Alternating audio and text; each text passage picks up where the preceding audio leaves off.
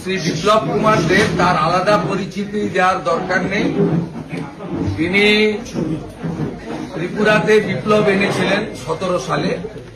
ভারতীয় জনতা পার্টির সরকার তৈরি করেছিলেন, যে বিধানসভায় ভারতীয় জনতা পার্টির কোনো প্রতিনিধি ছিল না 17 সালের আগে। সেই বিধানসভায় তিনি 2/3 মেজরিটি নিয়ে ভারতীয় জনতা পার্টিকে সেখানে প্রতিষ্ঠা করেছেন। সফলতার সঙ্গে মুখ্যমন্ত্রীত্ব দায়িত্ব পালন করেছেন। পরে রাজ্যসভা এবং লোকসভাতে গেছেন এবং ভারতীয় জনতা পার্টির সর্বোচ্চ নেতৃত্ব, যাকে নানা বিধানসভা নির্বাচনের দায়িত্ব দিয়ে সফলতার মুখ দল পেয়েছে, অন্যতম কারিগর।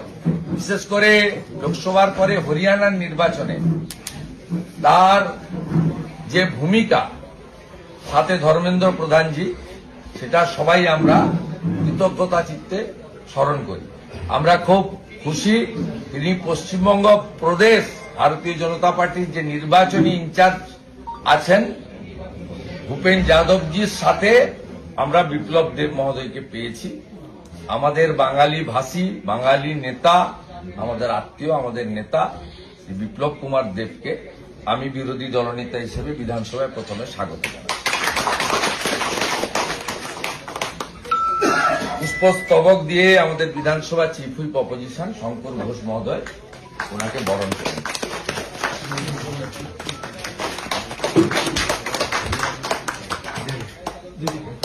তথা আমাদের লড়াকু বিধায়িকা শ্রীমতী অগ্নি মিত্রা।